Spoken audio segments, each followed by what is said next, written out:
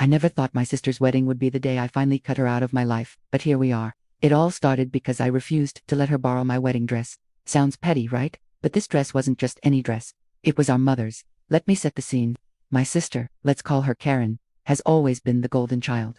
She could do no wrong in our parents' eyes, and whatever she wanted, she got. I, on the other hand, was the responsible one, the one who had to work for everything. When our mom passed away a few years ago, she left me her wedding dress in her will, specifically me.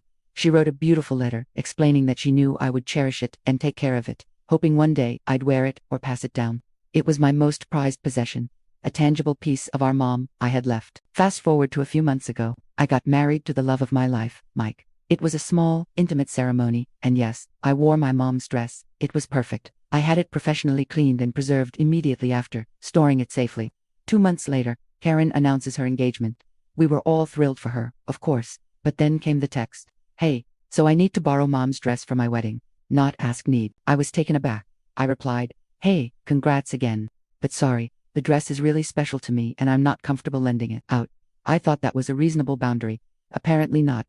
My phone immediately blew up. It was Karen, calling me selfish, a horrible sister, saying mom would have wanted her to wear it too.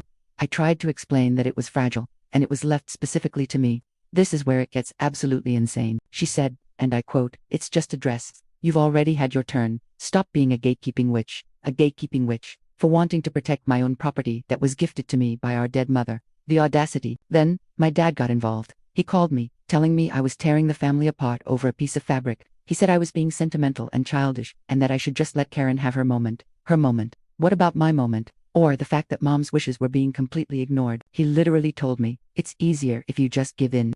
You know how Karen gets. Yes, I do know how she gets. She gets what she wants by throwing a tantrum until everyone caves. But I wasn't going to be the family doormat this time. I stood my ground. I told them both my decision was final. The dress was staying with me. The result? Radio silence. Karen blocked me on everything. My dad gave me the cold shoulder. The whole family, aunts, uncles, cousins, started texting me, calling me selfish and telling me I was ruining Karen's big day. I felt like I was in the twilight zone. Am I the crazy one here? I'm just trying to honor my mom's last wish. It was a coordinated attack, a full-on guilt trip campaign orchestrated by my sister.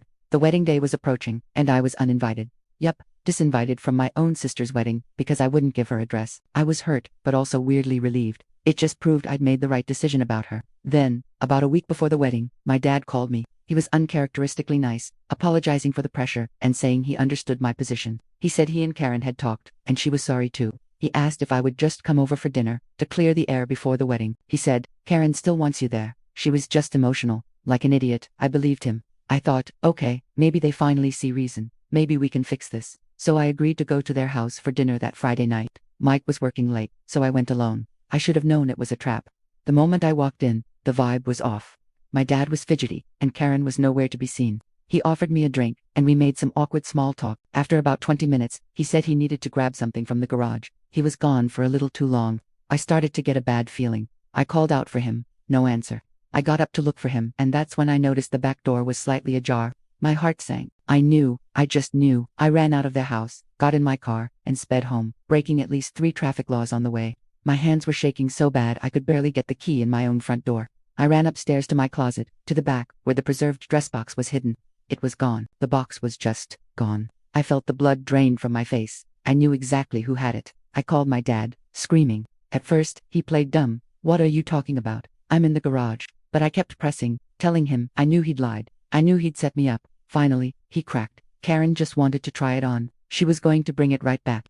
She deserves to feel beautiful on her wedding day, just like you did. I completely lost it. They had conspired to steal from me, my own family. I told him he had 1 hour to get my dress back to my house, unaltered and undamaged, or I was calling the police and reporting it stolen. He started backtracking, begging me not to, saying it would ruin Karen, it would ruin the family. I said, you already did that. 1 hour, 59 minutes later, my dad's car screeched into my driveway. He got out, holding the dress box. But Karen was with him, and she was in tears. Not tears of remorse, tears of rage. She stormed up to me as I opened the door and screamed, "You're ruining my life. I hate you." She actually tried to stop my dad from giving the box back to me. He had to physically push her behind him. I took the box, my hands shaking. I didn't even open it right away.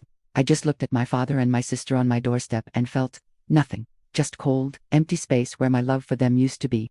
I said, "Don't ever contact me again. I looked at my dad and said, "You chose her. Now you can live with it." And I shut the door in their faces.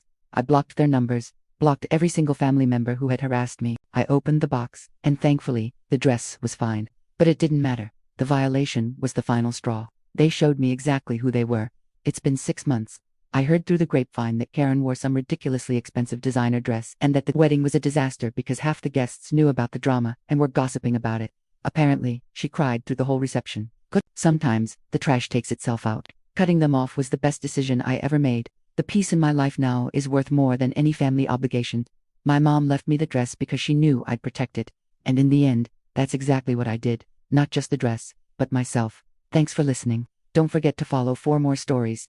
I post daily, so what are you waiting for? Go subscribe.